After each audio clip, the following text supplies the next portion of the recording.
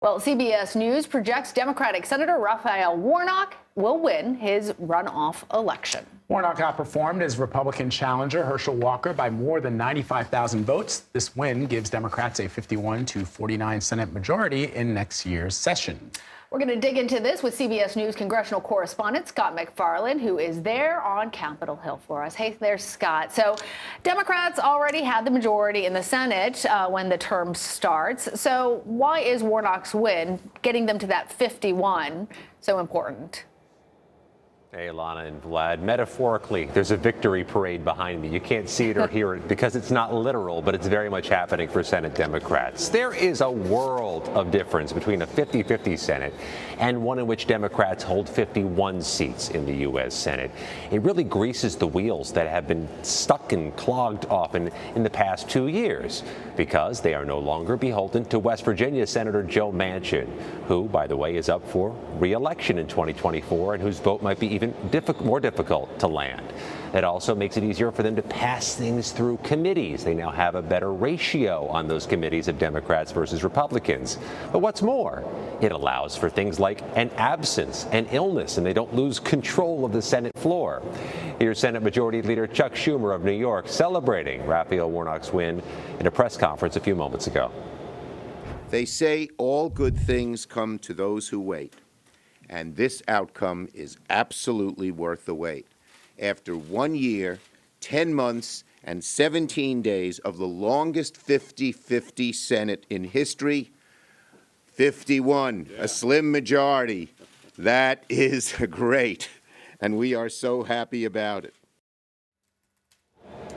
One other note, really does simplify the process of confirming President Biden's judicial nominees having that 51st vote. It precludes any one Democratic senator from having, in essence, veto power, with the ability to block a nominee. Really does transform things, even though, Lana and Vlad, it's just one seat. All right. Let's talk about the January 6th insurrection at the Capitol, Scott. As you know, House Select Committee Chairman Benny Thompson says they will make criminal referrals to the DOJ. What's the significance of the committee's timing in this, and could it carry any weight in the Justice Department's investigation of attempts to overturn the 2020 election? If you listen very closely, there's a loud clock ticking here in the Capitol for this committee. They have 26 days remaining to finish their work that began nearly 18 months ago. Among the two big things they still have to do, issue their final written report, their valedictory, their voluminous findings of all of those hundreds of interviews and those nearly 12 public hearings. They also have to decide and formally execute any criminal referrals. Is there anybody they want to recommend criminal charges against who was the subject or a party as part of their investigation? They have hinted at it, they have suggested it, intimated it, but they actually have to do it. The chairman of the committee yesterday, Benny Thompson, the man on the left of your screen, again said it's likely, but nothing certain until they issue criminal referrals. And speaking to your question, Vlad, there's nothing binding about a criminal referral from this U.S. House panel. It does not have the force of law. It doesn't require the Department of Justice to file charges. But this committee has amassed quite a bit of credibility, including with prosecutors, with this unprecedented investigation, with the time and the tenor of the work they've conducted. This is something that will carry weight, just won't be binding. Well, Scott, you're hearing clock noises, you're hearing the trumpets of parade sounding behind you, at least all metaphorically, and you're also hosting Red and Blue later today. What are the sounds that you're also going to be discussing on the show?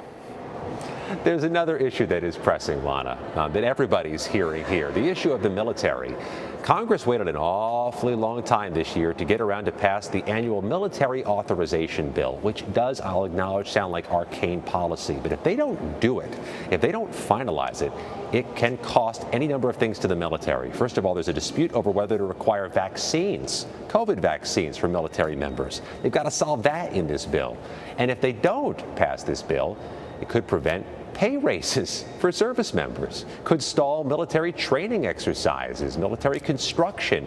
An awful lot rides on this bill. It is not often we're in mid-December still talking about having to get it passed, but we are. We'll focus on that tonight with one of the key negotiators on the U.S. House side as our guest tonight on Red and Blue. All right. All right. Scott MacFarlane for us on the Hill. Scott, as always, my friend, thanks.